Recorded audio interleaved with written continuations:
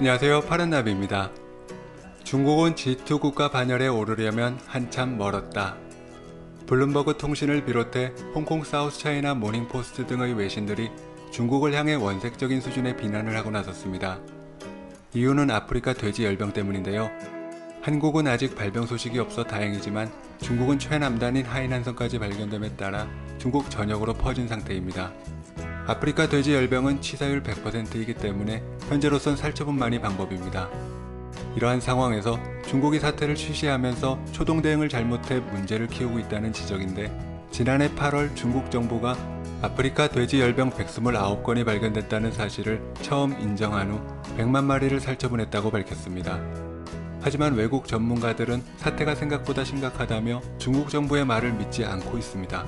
전문가들은 중국 행정의 투명성이 개도국 이하 수준이기 때문에 이보다 훨씬 많은 돼지가 살처분됐을 것이고, 사태 또한 상당히 심각한 수준으로 전개되고 있다는 의견인데, 중국 정부의 행동을 보면 지난 사스 사태를 연상케 한다며 제발 솔직한 자료를 공개하고 함께 대처하라고 압박하고 나선 것입니다.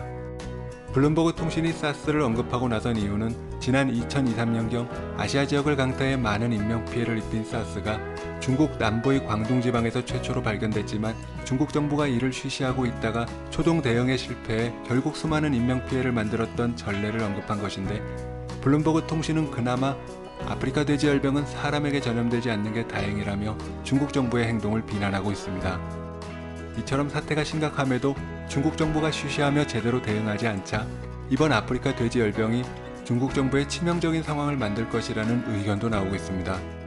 중국은 한 해 6천만 톤의 돼지고기를 소비하며 전세계 소비량의 50%를 차지할 만큼 주식이나 다름없는데, 현재 돼지고기 부족 사태가 이어지고 있고, 이러한 사태가 회복되려면 5에서 7년 정도 지나야 가능한 만큼 돼지고기 값이 상승하고 물량이 부족해지는 것에 대해 중국인들이 초동 대응을 제대로 못한 정부를 향해 비난을 높일 것이란 의견이죠.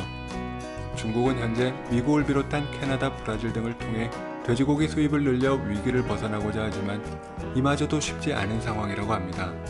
이러한 모습을 두고 홍콩의 사우스차이나 모닝포스트는 사태를 쉬쉬하다 뒤늦게 허둥댄다며 비난하고 있는데, 전문가들은 중국이 1억 3천만 마리의 돼지를 살처분해야 할 것으로 보고 있습니다.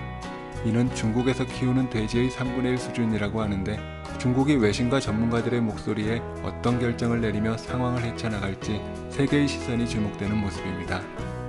오늘 파란나비가 준비한 소식은 여기까지입니다. 시청해주셔서 감사합니다.